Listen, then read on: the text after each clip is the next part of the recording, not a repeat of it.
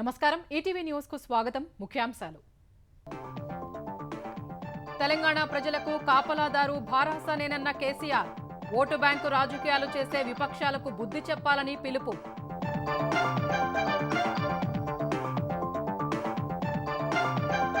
నాసిరకం పనుల వల్లే మేడిగడ్డ బ్యారేజీ స్తంభాలు కూలాయన్న రాహుల్ కాళేశ్వరం కేసీఆర్ కు ఏటీఎంలా మారిందని ఆరోపణలు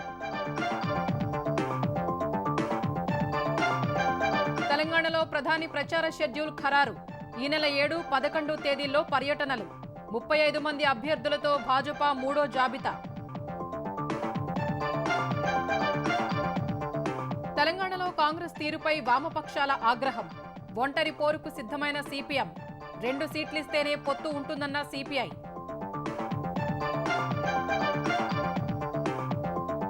చంద్రబాబుపై ఏపీసీఐడీ మరో కేసు ఇసుక తవ్వకాల్లో అక్రమాలు జరిగాయంటూ నమోదు జగన్ పిచ్చికి పరాకాష్ట అన్న లోకేష్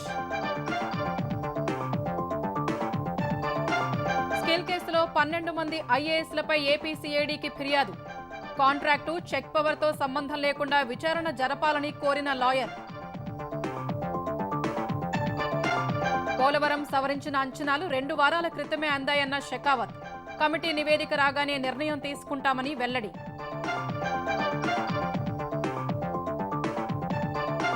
కాంగ్రెస్ వైఖరిపై ఇండియా కూటమిలో అసంతృప్తి నిర్లక్ష్యం చేస్తోందన్న నితీష్ యూపీలో ఒంటరి పోరుకు సిద్ధమన్న అఖిలేష్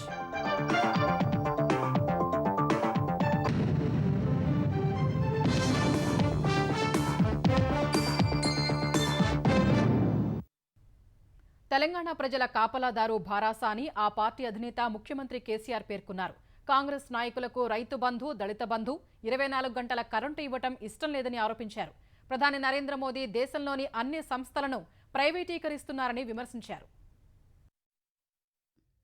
అసెంబ్లీ ఎన్నికల ప్రచారంలో భాగంగా భారాస అధినేత ముఖ్యమంత్రి కేసీఆర్ నిర్మల్ బాల్కొండ ప్రజా ఆశీర్వాద సభల్లో పాల్గొన్నారు తెలంగాణ ప్రజల కోసం వారి హక్కుల కోసమే భారాస పుట్టిందన్న ఆయన 10 ఏళ్ల పాలనలో తెలంగాణలో కరువు కర్ఫ్యూ లేవని చెప్పారు నష్టం వచ్చినా రైతుల వద్ద పంట కొంటున్నట్టు తెలిపారు ఎన్నికల సంఘం అనుమతిస్తే మిగిలిపోయిన రైతులకు కూడా రుణమాఫీ వెంటనే చేస్తామని పేర్కొన్నారు ప్రతిపక్షాలు దళితులను ఓటు బ్యాంకుగానే చూశాయని మండిపడ్డారు దేశానికి స్వతంత్రం వచ్చి 75 ఏళ్ళైంది ఎంతసేపు మిమ్మల్ని ఓటు బ్యాంక్ కింద వాడుకున్నారు ఈ అమ్మ బొమ్మ ఆ అమ్మ బొమ్మ అని మాట్లాడి పేర్లు చెప్పినారు తప్ప మీకేం చెయ్యలే వాస్తవంలో యావత్తు తెలంగాణ దళిత బిడ్డలు ఆలోచించాలని చెప్పి నేను కోరుతా ఉన్నా కాంగ్రెస్ నాయకులు ముగ్గురు మాట్లాడుతున్నారు ప్రజలు కట్టేటువంటి అమూల్యమైనటువంటి పన్నులు కేసీఆర్ పని లేక రైతు బంధు ఇచ్చి దుబారా చేస్తా ఉండని ఆయన మాట్లాడుతా ఉన్నాడు ఇప్పుడున్న పిసిసి అధ్యక్షుడేమో కేసీఆర్ భిక్షమైతుండ్రు రైతులకు భిక్షమైతుండ్రు అని మాట్లాడుతున్నాడు రైతులు బిచ్చగాళ్ళ కనబడుతున్నారా భిక్షమేస్తున్నాం ఆ రైతులకు వాళ్ళకి రైతు బంధు మీద ఇష్టం లేదు కరెంట్ 24 గంటలు ఇచ్చుడు ఇష్టం లేదు మళ్ళీ పైరవకాలు పుట్టుకొస్తారు జాగ్రత్త అని చెప్పి నేను మనవి చేస్తా ఉన్నా గత ప్రభుత్వాల హయాంలో కరవు వలసలు కన్నీటి కష్టాలు తప్ప ప్రజలకు జరిగిన మేలు ఏమీ లేదని కేసీఆర్ విమర్శించారు ప్రధాని నరేంద్ర మోదీ దేశంలో అన్ని సంస్థలను ప్రైవేటు పరం చేస్తున్నారని ఆరోపించారు నరేంద్ర మోదీ ప్రైవేటైజేషన్ పిచ్చి ఒకటే పిచ్చిగా రైళ్లు ప్రైవేటు విమానాలు ప్రైవేటు ఓడరేవులు ప్రైవేటు చివరి కరెంట్ కూడా ప్రైవేట్ కరెంట్ ప్రైవేట్ పెట్టి ఏం చేసిండ్రు సంస్కరణలను పేరు పెట్టి ప్రతి మోటార్కు ప్రతి బోర్ కాడ మీటర్ పెట్టాలి ఉక్కు వెండి పైసలు వసూలు చేయాలట నన్ను బెదిరించిండ్రు మీటర్ పెట్టాలి మీకు పైసలు కట్ చేస్తామని నేను చెప్పిన నువ్వు ఏమన్నా కట్ చేసుకో నా తలకాయ తెగిపడ్డా సరే నేను పెట్ట మీటర్లు అని చెప్పిన మన రాష్ట్రానికి రావాల్సిన బాజప్తా రావాల్సిన డబ్బులు ఏడాదికి 5,000 కోట్లు అంటే 25,000 కోట్లు నష్టం జరిగింది కానీ నేను రైతుల మోటార్లకు మీటర్లు పెట్టలే ఒక్క అవకాశం అడుగుతున్న కాంగ్రెస్ 11 సార్లు అవకాశం ఇస్తే ఏం చేసిందో ఆలోచించాలని సూచించిన కేసీఆర్ భారాస పాలనలో తెలంగాణ అనేక అంశాల్లో నంబర్ 1 స్థానానికి చేరిందని వివరించారు నేను గర్వంగా మీకు తెలియజేస్తా ఉన్నా తెలంగాణ వచ్చిన రోజు మన స్థానం 15వ స్థానమో 16వ స్థానమో ఎక్కడనో ఉన్నాం 1,00,000 లోపల మన పర్ క్యాపిటా ఉండే మన తలసరి ఆదాయం ఉండే ఈ రోజు 3,18,000 పర్ క్యాపిటాతోని మనం దేశంలోనే నంబర్ 1 ఉన్నామని మీకు నేను తెలియజేస్తా ఉన్నా తాగునీటి సరఫరాలో కావచ్చు కరెంటు సరఫరాలో కావచ్చు తెలంగాణ ఈరోజు నంబర్ 1గా ఉంది అనేక రంగాలలో మంచి మార్పులు తెచ్చి రాష్ట్రాన్ని బాగు చేసుకొని ముందుకు పోతా ఉన్నాం కులం మతం అని చూడకుండా 50 మంది ప్రజలు మన బిడ్డలే కాబట్టి చేసుకొని పోతా ఉన్నాం బీఆర్ఎస్ పార్టీ గెలిస్తేనే ఈ అభివృద్ధి నిలకడగా ముందుకు పోతుంది ప్రజాస్వామ్యంలో ఓటు హక్కు ప్రజలకున్న ఆయుధమన్న కేసీఆర్ ఏ మరపాటుగా ఓటు వేస్తే భవిష్యత్ ఆగమవుతుందని సూచించారు అమెరికాలోని నగరాలతో పోల్చితే హైదరాబాద్ గొప్పగా ఉందని ప్రపంచ సంస్థలే చెబుతున్నట్టు భారాసా కార్యనిర్వాహక అధ్యక్షుడు కేటీఆర్ తెలిపారు. ఉప్పల్ నియోజకవర్గంలో జరిగిన భారాసా బూత్ కమిటీ సభ్యుల సమావేశంలో పాల్గొన్న కేటీఆర్ గత ప్రభుత్వాల అసమర్థత వల్లే హైదరాబాద్లో అభివృద్ధి పనులు జరగలేదని ఆరోపించారు. ప్రస్తుతం ఐటీ రంగంలో బెంగళూరును దాటి ముందుకు దూసుకెళ్తున్నట్టు చెప్పారు. 2014లో 3.23 లక్షల ఉద్యోగాలు ఉంటే ప్రస్తుతం 10 లక్షలకు పెరిగాయన్నారు. ఢిల్లీ దొరల అహంకారం తెలంగాణ ప్రజలకు తెలుసునని చెప్పారు. ప్రస్తుతం మరో ఢిల్లీ దొర వచ్చి తెలంగాణపై విషం కక్కుతున్నారని మండిపడ్డారు. మన డబ్బా మనం కట్టుకోవడం కాదు, ఇవాళ అంతర్జాతీయ సంస్థలు చెప్తా ఉన్నాయి హైదరాబాద్ నగరం ప్రపంచంలోనే అత్యున్నత ప్రమాణాలు కలిగిన నగరాల్లో ఒకటి అని వాళ్ళు చెప్తా ఉన్నారు. విశ్వ నగరంగా ఎదగడానికి అన్ని హంగులు ఉండే అద్భుతమైన నగరం హైదరాబాద్ నగరం అని చెప్పి ప్రపంచ సంస్థలు, జాతీయ అంతర్జాతీయ సంస్థలు ఒక్కొక్కటిగా చెప్తా ఉన్నాయి. కేసీఆర్ పనితీరుకు మోడీ పనితీరుకు తేడా ఏంటంటే 35 ఫ్లైఓవర్లు మనం కడితే 2 ఫ్లైఓవర్లు కూడా కట్టని చాతగాని బీజేపీ ప్రభుత్వం, బీజేపీ పార్టీ ఇలా ఉప్పల్లో వచ్చి ఓట్లు అడుగుతా ఉన్నది. నాసిరకం పనుల వల్లే మేడిగడ్డ బ్యారేజీ స్తంభాలు కుంగిపోయాయని కాంగ్రెస్ అగ్రనేత రాహుల్ గాంధీ ఆరోపించారు. మేడిగడ్డను పరిశీలించిన రాహుల్ కేసీఆర్ ఆయన కుటుంబానికి కాళేశ్వరం ఏటీఎంలా మారిందని ఆరోపించారు. కేసీఆర్ దోపిడీ మూలంగా తెలంగాణ ప్రజలు మూల్యం చెల్లించాల్సి వస్తోందన్నారు. సీఎం చేసిన దోపిడీ సొమ్మును ప్రజల బ్యాంకు ఖాతాల్లో జమ చేస్తామని హామీ ఇచ్చారు. తెలంగాణలో 3వ రోజు పర్యటించిన కాంగ్రెస్ అగ్రనేత రాహుల్ గాంధీ ఇటీవల పిల్లర్ కుంగిన మేడిగడ్డ బ్యారేజీని పరిశీలించారు. రాహుల్తో పాటు కాంగ్రెస్ నేతలు రేవంత్ రెడ్డి, భట్టి విక్రమార్క, శ్రీధర్ బాబు బ్యారేజీని పరిశీలించారు. రాహుల్ మేడిగడ్డ బ్యారేజీ సందర్శన సందర్భంగా స్వల్ప ఉద్రిక్తత చోటు చేసుకుంది. ఆయనతో పాటు భారీ సంఖ్యలో వచ్చిన కాంగ్రెస్ కార్యకర్తలను పోలీసులు అడ్డుకోగా వారు ఆందోళనకు దిగారు. భూపాలపల్లి జిల్లాలోని వివిధ గ్రామాల సర్పంచులు, జెడ్పీటీసీ, ఎంపీటీసీలు సహా కార్యకర్తలు ధర్నాలో పాల్గొన్నారు. మేడిగడ్డ బ్యారేజ్ సందర్శనకు అనుమతి ఇవ్వాలని డిమాండ్ చేశారు. బ్యారేజీ భద్రతా కారణాల దృష్ట్యా అనుమతి ఇవ్వలేమని పోలీసులు చెప్పారు. ఎమ్మెల్యే శ్రీధర్ బాబు కార్యకర్తలకు సర్ది చెప్పడంతో వారు శాంతించారు. అంతకుముందు భూపాలపల్లి జిల్లా మహదేవ్పూర్ మండలం అంబట్టపల్లిలో మహిళా సాధికారత సదస్సులో రాహుల్ పాల్గొన్నారు. కాళేశ్వరం కేసీఆర్ కుటుంబానికి ఏటీఎంలా మారిందని ఆయన ఆరోపించారు. कलेश्वरम टीआरएस पार्टी का एटीएम है, मगर इसको आप थोड़ा बदलो, इसमें आप लिखो कलेश्वरम केसीआर का एटीएम है और केसीआर के परिवार का एटीएम है। और इस एटीएम को चलाने के लिए तेलंगाना के सारे परिवार 31,500 रुपए हर साल 2040 तक देंगे। इसलिए कांग्रेस पार्टी ने निर्णय लिया है कि जितना पैसा आपके चीफ मिनिस्टर ने तेलंगाना की जनता से चोरी किया है उतना ही पैसा हम तेलंगाना के जनता के बैंक अकाउंट में डालने जा रहे हैं। కేసీఆర్ కుటుంబ అవినీతికి కాళేశ్వరం ప్రాజెక్టు బలైపోయిందని పీసీసీ అధ్యక్షుడు రేవంత్ రెడ్డి ఆరోపించారు. గుడిలో లింగాన్ని దిగమింగిన కేసీఆర్ ను తెలంగాణ సమాజం శిక్షించాలని కోరారు. 1,00,000 కోట్లు ఖర్చు చేసి నిర్మించిన ప్రాజెక్టు ఎందుకు పనికిరాకుండా పోయిందని సీఎల్పీ నేత భట్టి విక్రమార్క ఆవేదన వ్యక్తం చేశారు. కాళేశ్వరం పేరు మీద కట్టినటువంటి మేడిగడ్డ అన్నారం సుందిళ్ళ తెలంగాణ రాష్ట్రానికి ఒక పెద్ద గుదిబండలాగా మారిపోతా ఉంది. దీని ద్వారా అదనంగా ఆయకట్టుకు నీళ్లు రాకపోగా ఖర్చు పెట్టినటువంటి 1,00,000 కోట్లు పైబడి పెట్టిన దానిపైన అప్పులు, ఆ అప్పులు దీన్ని తీర్చలేక ఒక పక్కన కట్టింది నిరుపయోగం అయిపోయి ఇంకో పక్కన తెలంగాణ ప్రజలను ఒక దశాబ్ద కాలంగా అన్యాయం చేసినటువంటి కేసీఆర్కి బుద్ధి చెప్పాల్సినటువంటి అవసరం ఉందని, సమయం వచ్చిందని, తెలంగాణ ప్రజలంతా కూడా కాళేశ్వరం ప్రాజెక్టు దగ్గర ఏం జరుగుతుందో చూడాలని, దాన్ని పరిశీలించాలని, తగు నిర్ణయం చేయాలని విజ్ఞప్తి చేస్తా ఉన్నాం. పర్యటన ముగిసిన తరువాత మేడిగడ్డ బ్యారేజీని తాను సందర్శించినట్లు రాహుల్ గాంధీ ఎక్స్లో పోస్ట్ చేశారు. కాళేశ్వరం ప్రాజెక్టు కేసీఆర్ కుటుంబం ఏటీఎంగా మారిందన్నారు. నాసిరకం నిర్మాణం కారణంగా స్తంభాలకు పగుళ్లు ఏర్పడ్డాయని, అవి మునిగిపోతున్నట్లు నివేదికలు వచ్చాయని విమర్శించారు.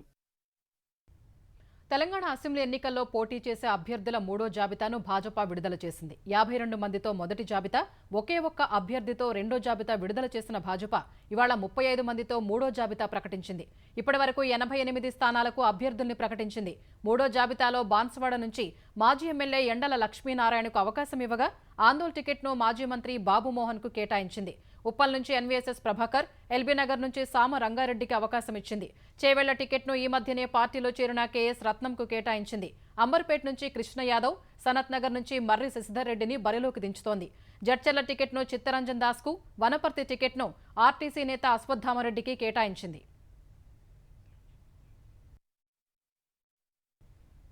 తెలంగాణ శాసనసభ ఎన్నికల ప్రచారానికి ప్రధాని నరేంద్ర మోదీ షెడ్యూల్ ఖరారైంది. తెలంగాణలో అధికారానికి వస్తే బీసీనే సీఎంను చేస్తామని ప్రకటించిన నేపథ్యంలో ఈ నెల 7, 11 తేదీల్లో భాజపా నిర్వహించే బీసీ సభల్లో ప్రధాని పాల్గొనున్నారు. హైదరాబాద్, కరీంనగర్, ఆదిలాబాద్, నల్గొండ జిల్లాల్లో ఈ సభలు నిర్వహించేందుకు భాజపా తెలంగాణ నాయకత్వం ప్రణాళిక చేస్తోంది. ఈ నెల 19 తర్వాత మరోసారి ప్రధాని తెలంగాణలో ఎన్నికల ప్రచారంలో పాల్గొంటారని ఆ పార్టీ తెలిపింది. ఈ నెల 15 నుంచి జాతీయ అధ్యక్షుడు జేపీ నడ్డా, కేంద్ర హోంమంత్రి అమిత్ షా, కేంద్ర మంత్రులు, జాతీయ నాయకులు ప్రచారంలో పాల్గొంటారని తెలుస్తోంది. ఈసారి ఎన్నికల ప్రచారం కోసం భాజపా నాయకత్వం తెలంగాణ విభాగానికి 3 హెలికాప్టర్లను కేటాయించింది. అందులో జాతీయ ప్రధాన కార్యదర్శి హోదాలో 1 బండి సంజయ్కు కేటాయించారు. మిగిలిన 2ంటిని కిషన్ రెడ్డి, లక్ష్మణ్, ఈటల రాజేందర్ ముఖ్య నేతల ప్రచారానికి వినియోగించనున్నారు. తెలుగుదేశం అధినేత చంద్రబాబు హైదరాబాద్లోని ఏఐజీ ఆసుపత్రిలో చేరారు. ఆరోగ్య కారణాలతో మధ్యంతర బెయిల్పై జైలు నుంచి విడుదలైన ఆయన వైద్య పరీక్షల కోసం ఈ ఉదయం ఏఐజీ ఆసుపత్రికి వెళ్లారు. చంద్రబాబుకు ఏఐజీ వైద్యులు రక్త, మూత్ర పరీక్షలతో పాటు ఈసీజీ, ఎక్స్రే తీశారు. పరీక్షల ఫలితాలు చూసిన వైద్యులు ఆయన్ను ఆసుపత్రిలో చేరాల్సిందిగా సూచించినట్టు సమాచారం. ఈ నేపథ్యంలో చంద్రబాబు ఒకరోజు ఏఐజీ ఆసుపత్రి వైద్యుల పర్యవేక్షణలో ఉంటారని తెలిసింది.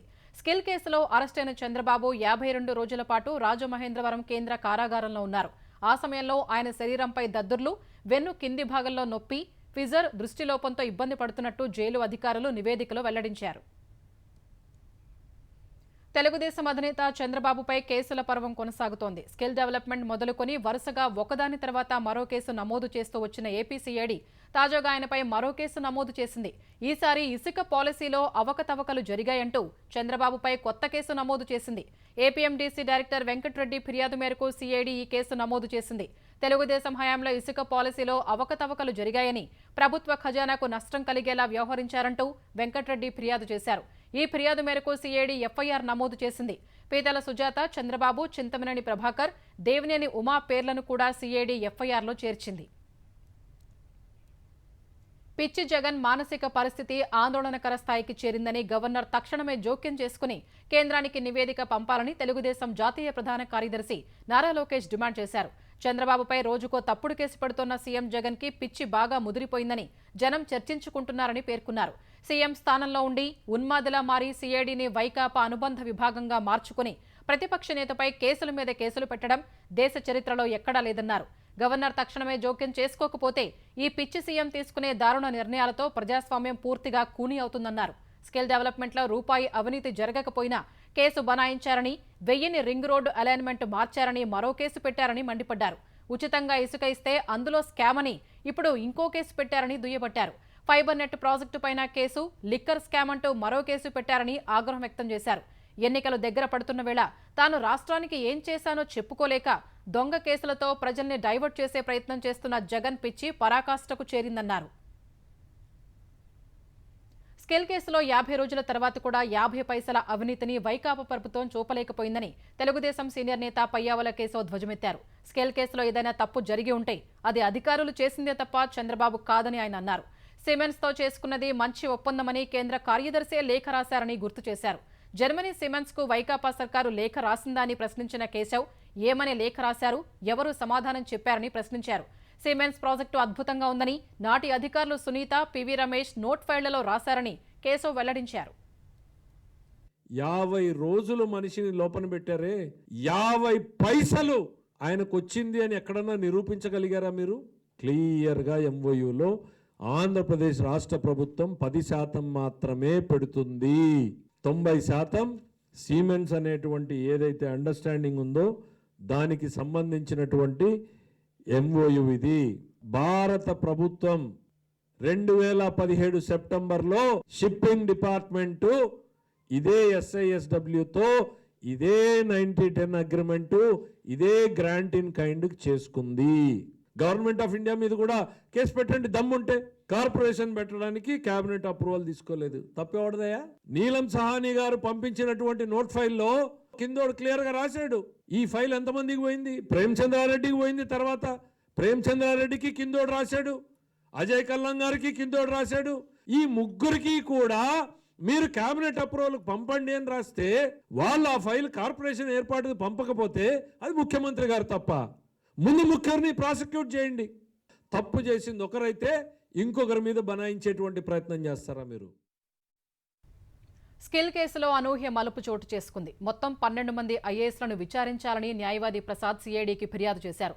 తెలుగుదేశం హయాంలో సిమెన్స్ ప్రాజెక్టు అమలు పర్యవేక్షణ కమిటీలోని ఐఏఎస్ అధికారులను విచారణ పరిధిలోకి తీసుకురావాలని న్యాయవాది తన ఫిర్యాదులో పేర్కొన్నారు.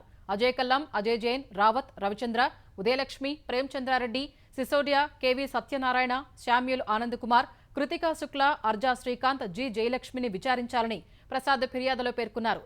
ప్రస్తుతం skill development corporation chairman Konduru Ajay Reddy, అప్పటి CMD Bangaru Raju, corporation CFO, CEO, ఈడీలను విచారించాలని కోరారు. కాంట్రాక్టు, చెక్ పవర్తో సంబంధం ఉన్న వివిధ స్థాయిల్లోని అధికారులను కూడా విచారించాలని సిఐడికి ఇచ్చిన ఫిర్యాదులో పేర్కొన్నారు. పోలవరం ప్రాజెక్టు అంచనా వ్యయాన్ని ఆంధ్రప్రదేశ్ ప్రభుత్వం పెంచిందని జలశక్తి శాఖ మంత్రి గజేంద్ర సింగ్ షెకావత్ వెల్లడించారు. సవరించిన అంచనాలో కేంద్ర జలశక్తి మంత్రిత్వ శాఖకు ఏపీ ప్రభుత్వం ఇచ్చిందని తెలిపారు. విశాఖ భాజపా కార్యాలయంలో మాట్లాడిన ఆయన సవరించిన అంచనాలపై ఓ కమిటీని ఏర్పాటు చేశామని చెప్పారు. కమిటీ నివేదిక రాగానే కేంద్ర మంత్రివర్గం నిర్ణయం తీసుకుంటుందని పేర్కొన్నారు.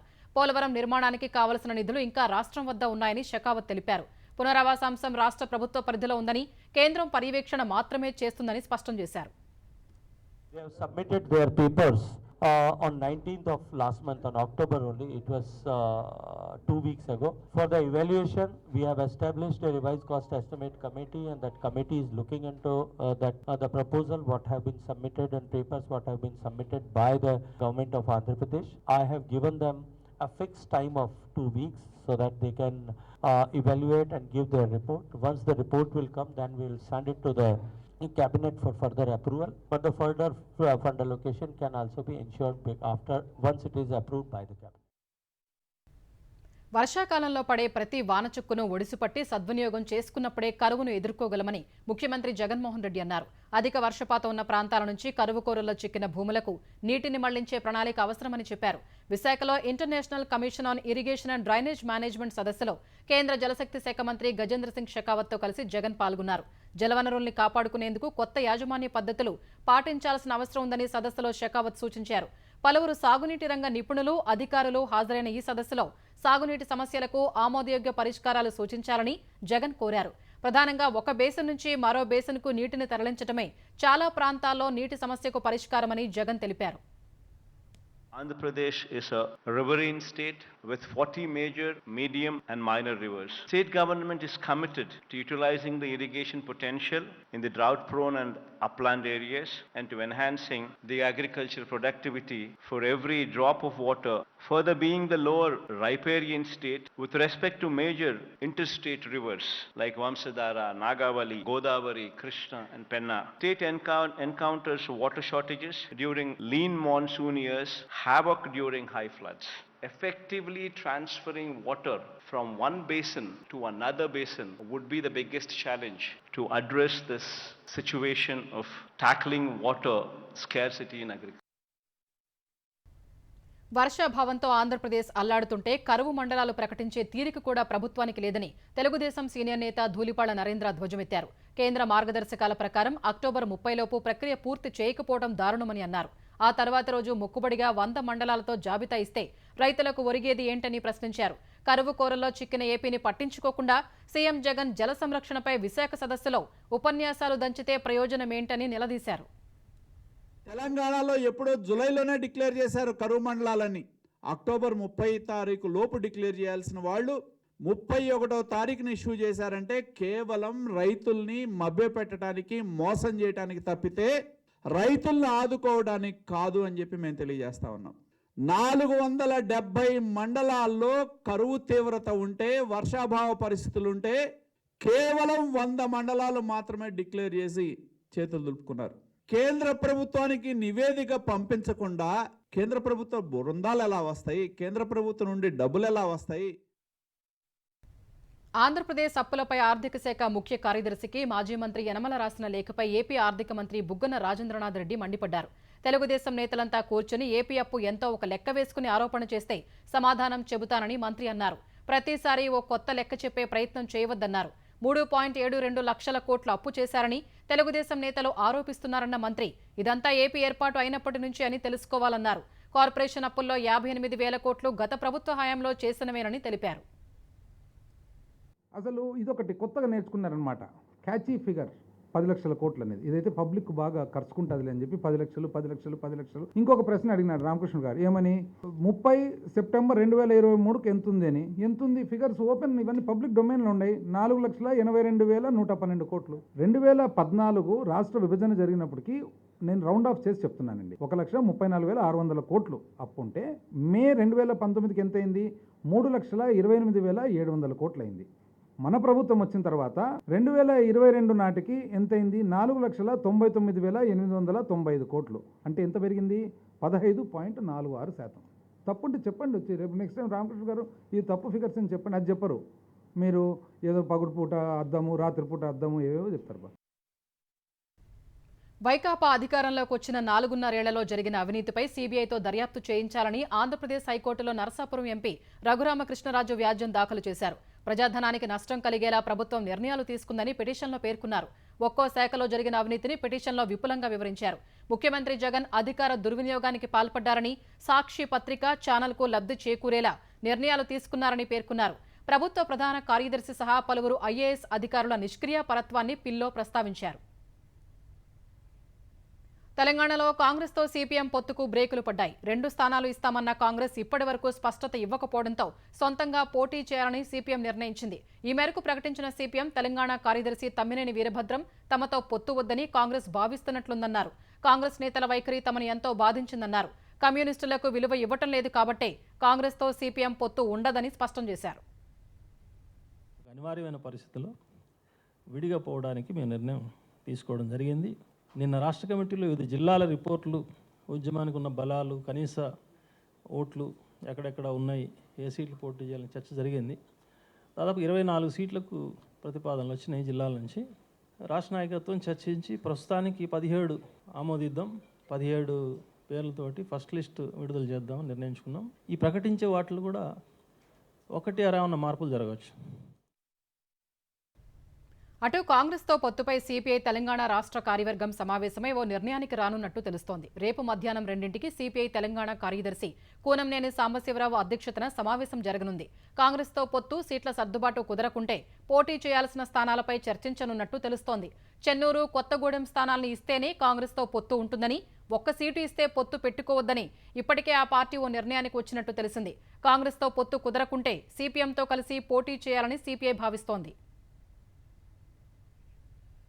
తెలంగాణలో ఎన్నికలు సమీపిస్తున్న వేళ మహేశ్వరం నియోజకవర్గంలోని కాంగ్రెస్ నేతల ఇళ్లలో ఐటీ అధికారుల సోదాలు కలకలం రేపుతున్నాయి.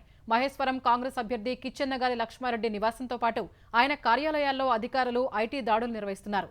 రంగారెడ్డి జిల్లా బాలాపూర్లో బడంగపేట మేయర్ పారిజాత నరసింహారెడ్డి నివాసంలో కూడా ఐటీ అధికారులు సోదాలు నిర్వహిస్తున్నారు. ఎన్నికల కమిషన్ ఆదేశాలతో ఉదయం నుంచే దాడులు నిర్వహిస్తున్నట్లు ఐటీ వర్గాలు వెల్లడించాయి. వారికి అనుబంధంగా ఉన్న మరికొన్ని చోట్ల కూడా సోదాలు చేస్తున్నట్టు తెలిపాయి. కోకాపేట ఈడెన్ గార్డెన్స్ లో ఓ కాంగ్రెస్ ఎంపీ తోడల్లుడి ఇంట్లో కూడా ఐటీ అధికారులు సోదాలు చేస్తున్నారు. రియల్ ఎస్టేట్ వ్యాపారిగా కొనసాగుతున్న ఎంపీ తోడల్లుడి ఇళ్లు, కార్యాలయాల్లో అధికారులు తనిఖీలు చేస్తున్నారు. ఓటమి భయంతోనే భాజపా, భారాస పార్టీలు తమ నేతల ఇళ్లపై ఐటీ దాడులకు తెగబడుతున్నాయని టీపీసీసీ అధ్యక్షుడు రేవంత్ రెడ్డి విమర్శించారు. హమాస్ను అంతం చేయాలన్న లక్ష్యంతో గాజాపై భీకర దాడులు చేస్తున్న ఇజ్రాయెల్ ఆ సంస్థకు చెందిన మరో కీలక కమాండర్ను అంతమొందించింది. హమాస్ యాంటీ ట్యాంక్ వ్యవస్థ కమాండర్ మహమ్మద్ అడ్జార్ను బుధవారం నాటి వైమానిక దాడుల్లో అంతమొందించినట్లు ఇజ్రాయెల్ తెలిపింది. తమ భద్రతా ఏజెన్సీ షిన్బెట్ ఆధ్వర్యంలో ఈ ఆపరేషన్ చేపట్టినట్లు వెల్లడించింది. గాజా స్ట్రిప్లోని పలు బ్రిగేడ్లలోని యాంటీ ట్యాంక్ వ్యవస్థలన్నింటికీ మహమ్మద్ అడ్జార్ బాధ్యత వహించినట్టు పేర్కొంది. హమాస్ స్థావరాల నుంచి స్వాధీనం చేసుకున్న థర్మోబారిక్ గ్రెనేడ్లు, రాకెట్లు, ఆర్పీజీ, ఇతర ఆయుధాల్ని ప్రదర్శించింది. ఇజ్రాయెల్ జరిపిన దాడుల్లో 8,500 మందికి పైగా తమ పౌరులు మరణించినట్లు గాజా ప్రకటించింది. హమాస్ దాడుల్లో 1,400 మంది తమ పౌరులు ప్రాణాలు కోల్పోయారని ఇజ్రాయెల్ తెలిపింది.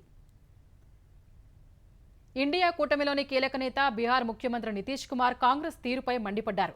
5 రాష్ట్రాల అసెంబ్లీ ఎన్నికల్లో నిమగ్నమైన కాంగ్రెస్ ఇండియా కూటమిని సరిగా పట్టించుకోవటం లేదని పట్నాలో విమర్శించారు. అందుకే ఇండియా కూటమికి ఇంతకు ముందున్న జోరు ఇప్పుడు లేదన్నారు. పట్నాలో సిపిఐ నిర్వహించిన భాజపా హటావో దేశ్ బచావో కార్యక్రమానికి నితీష్ హాజరయ్యారు.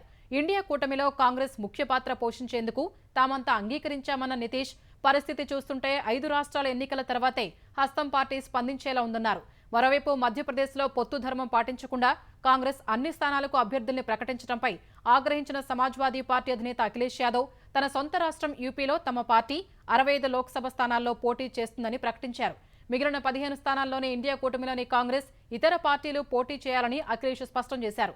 లేదంటే తాము భాజపాపై ఒంటరిగానే పోటీ చేస్తామని చెప్పారు. లోక్సభలో ప్రశ్నలు అడిగేందుకు డబ్బులు తీసుకున్నారన్న ఆరోపణల కేసులో తాను నిర్దోషినంటూ తృణమూల్ ఎంపీ మహువా మొయిత్రా ఎథిక్స్ కమిటీకి తెలిపారు. న్యాయవాది జయానంత దేహాద్రాయ్తో ఉన్న వ్యక్తిగత సంబంధాల్ని తెంచుకోవడమే ఈ వివాదానికి కారణమని పేర్కొన్నట్లు తెలుస్తోంది. తనపై కక్షతోనే జయానంత లీక్లు, ఆరోపణలు చేసినట్లు మహువా చెప్పినట్లు తెలుస్తోంది. లోక్సభలో ప్రశ్నలు అడిగేందుకు డబ్బులు తీసుకున్నారంటూ భాజపా ఎంపీ నిషికాంత్ దూబే చేసిన ఫిర్యాదుపై ఎథిక్స్ కమిటీ చేపట్టిన విచారణకు మహువా హాజరయ్యారు. అయితే లోక్సభ ఎథిక్స్ కమిటీ సమావేశాన్ని విపక్ష ఎంపీలు బహిష్కరించారు. తృణమూల్ ఎంపీని కమిటీ చైర్పర్సన్ వినోద్ శంకర్ అడిగిన ప్రశ్నలు అనైతికంగా ఉన్నాయని, వ్యక్తిగత ప్రశ్నలు అడిగినట్లు కమిటీ సభ్యుడు ఎంపీ ఉత్తమ్ కుమార్ రెడ్డి తెలిపారు. ఈ ఆరోపణల్ని వినోద్ శంకర్ తోసిపుచ్చారు. వాస్తవానికి మహువా ప్రశ్నలకు సమాధానం ఇవ్వకుండా కమిటీని ఉద్దేశించి అసభ్య పదజాలం వాడారని ఆరోపించారు. మరోసారి సమావేశమై తదుపరి కార్యాచరణపై కమిటీ నిర్ణయం తీసుకుంటుందని శంకర్ చెప్పారు. ఢిల్లీ మద్యం కేసులో ఎన్ఫోర్స్మెంట్ డైరెక్టరేట్ ఈడీ విచారణకు ఢిల్లీ సీఎం అరవింద్ కేజ్రీవాల్ గైర్హాజరయ్యారు. ఈ కేసులో ఈడీ పంపిన నోటీసు చట్టవిరుద్ధమని, రాజకీయ ప్రేరేపితమని కేజ్రీవాల్ ఆరోపించారు. భాజపా ఆదేశాల మేరకు ఈడీ తనకు నోటీసు పంపిందని ఆక్షేపించారు. 4 రాష్ట్రాల్లో జరగనున్న ఎన్నికల ప్రచారానికి తనను వెళ్లకుండా అడ్డుకునేందుకే నోటీసు ఇచ్చారని పేర్కొన్నారు. ఈ నోటీసును వెనక్కి తీసుకోవాలంటూ కేజ్రీవాల్ ఈడీకి లేఖ రాశారు. మద్యం కేసు దర్యాప్తులో ఈ ఉదయం 11 గంటలకు కేజ్రీవాల్ ఈడీ ఎదుట విచారణకు హాజరు కావాల్సి ఉంది. అయితే ఆయన మధ్యప్రదేశ్లోని సింగ్రౌలీలో పంజాబ్ సీఎం భగవంత్ మాన్తో కలిసి ఆయన రోడ్ షో నిర్వహించారు. మరోవైపు కేజ్రీవాల్ మంత్రివర్గంలోని రాజ్ కుమార్ ఆనంద్ ఇంట్లో ఈడీ సోదాలు చేపట్టింది. మనీ లాండరింగ్ వ్యవహారంతో సంబంధం ఉందనే అనుమానంతో ఈ తనిఖీలు చేపట్టినట్టు తెలుస్తోంది. రాజ్ కుమార్ ఆనంద్ ఢిల్లీ సాంఘిక సంక్షేమ శాఖ బాధ్యతలు నిర్వర్తిస్తున్నారు. అమెరికా ఫెడరల్ రిజర్వ్ వడ్డీ రేట్లలో మార్పులు చేయకపోవడంతో దేశీయ స్టాక్ మార్కెట్లో నష్టాల నుంచి కోలుకున్నాయి. గత 2 సెషన్లలో 521 పాయింట్లు క్షీణించిన సెన్సెక్స్ ఇవాళ 489 పాయింట్లు పెరిగింది. క్రితం ముగింపు కంటే 400 పాయింట్ల ఎగువన 64,033 పాయింట్ల వద్ద ఈ ఉదయం బీఎస్ఈ సూచీ ప్రారంభమైంది.